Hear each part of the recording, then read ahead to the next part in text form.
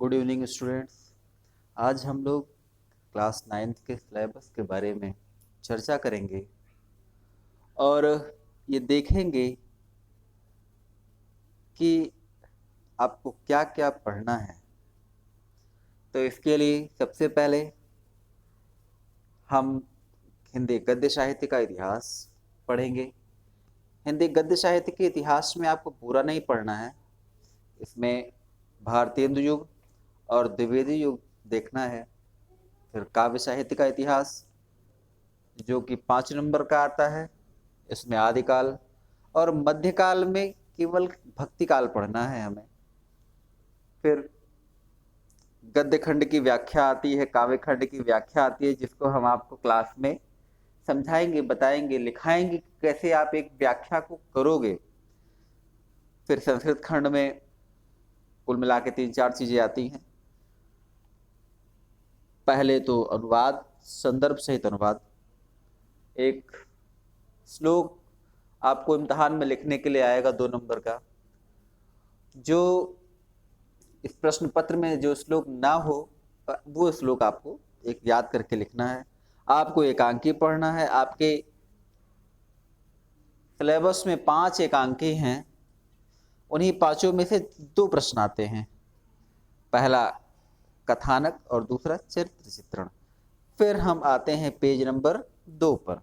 Page number 2 पर हम देख रहे हैं प्रश्न संख्या 6 जो हमारा आएगा, वो जो हम गद्य और काव्य के को पढ़ेंगे उनके लेखकों का जीवन परिचय लिखने के लिए आता है। उसके बाद में संस्कृत खंड से 2 प्रश्न जिनका उत्तर संस्कृत में देना है। फिर काव्यगत सौंदर्य, काव्य सौंदर्य के तत्व, रस, छंद, अलंकार। रस में आपको श्रृंगार और वीर रस पढ़ना है, छंद में चौपाई और दोहा, और अलंकार में आपको अनुप्रास, यमक और श्लेष अलंकार पढ़ना है। फिर हिंदी व्याकरण है। हिंदी व्याकरण में वर्तनी, विराम, तद्भव, तत्सम, विलोम, पर्यायवाची। समास, समास में 2 चीजें, अव्ययीभाव समास और तत्पुरुष समास। लोकोक्तियां, मुहावरे। इसके बाद में हम पेज नंबर 3 पर आते हैं। इसमें आपका संधि, संस्कृत व्याकरण में संधि शब्द रूप, धातु रूप आता है, और जो आपके सिलेबस में लिखा हुआ है केवल और केवल इतना ही आएगा, इससे इतर कुछ नहीं आने वाला है। केवल आपको 4 शब्द रूप याद करने हैं, केवल आपको 3 धातु रूप याद करना है। सिलेबस के सबसे अंतिम प्रश्न में हिंदी के 2 सरल वाक्यों का संस्कृत में अनुवाद और पत्र लेखन।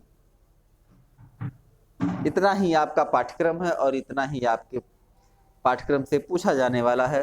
विद्यार्थियों, आपको एक आवश्यक सूचना ये देनी है कि तीनों पेज को आप इत्मीनान से लिख डालिए अपने कॉपी में, जिससे हमें सिलेबस समझने में समस्या ना हो। और सिलेबस लिखने के बाद में उसका चाहे फोटो खींच करके व्हाट्सएप करिए या आप डन टाइप करिए, दोनों में से कोई एक करना है।